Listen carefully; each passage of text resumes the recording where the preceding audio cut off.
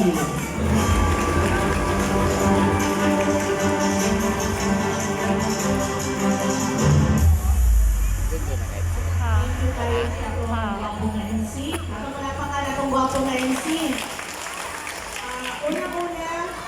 pagdamot, syempre sa ato mga barangay officials headed by Cap Raimundo Tobal.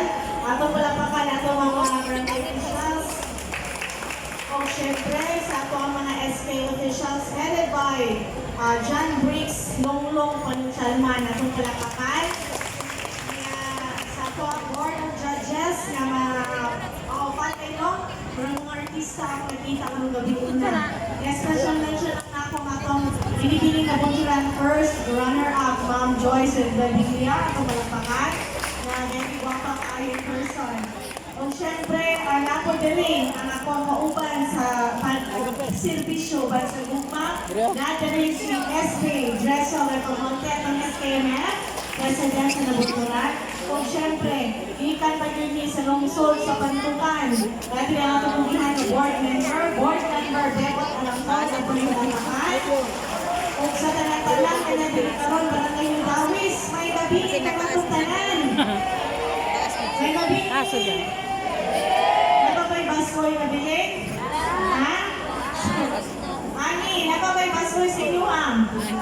So, di talo din hindi para sleepy na yun, as G's sa minakauli, gabaktas ni Diha na mesa ni Inata, Tuban, okay, kagawad kay Kamalikon.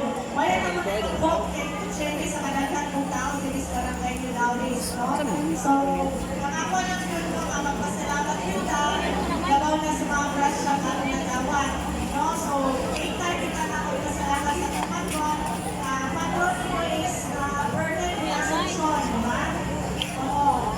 Siyempre, ako ang nagpasalamat na ba mo? Barangay ni Dawis? Sa inyo pagselebra sa 57 na mapistahan din sa ako. Ilan nga? 37.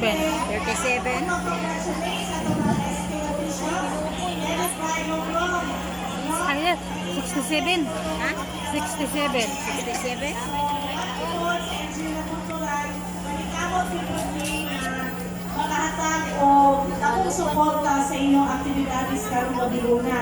Sa morning, pag-uos ako ni SK Longlong na problema daw siya sa stage. So, ngayon po, sige lang Long, kay Belmont na mo ang Angela Cultural na tayo movable stage. Mo po nila ang movable stage ni. Kung syempre ang atong projector.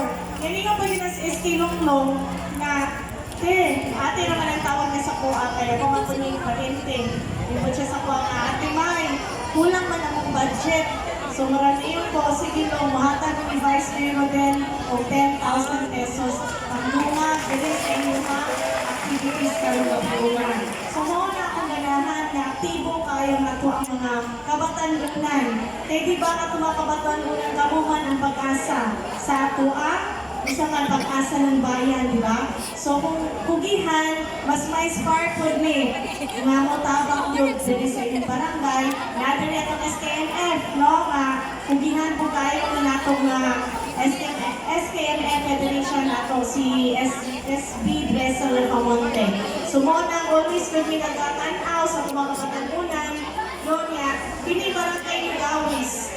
Kung tanaw na itong gawin siya ng barangay, pero nagmaan kay mga potential din na mga kabatanunan na to. Isa na ni Ana, si Ma'am Babilia nga naghimo na itong first runner-up sa niyaging binibining na butura. So hopefully, amasahan si Mukorona din Ma'am, same po na aktibo po, may mga advokasyan ayuhan para sa itong lungsod sa kagbunturan, labi na sa itong mga kabatanunan.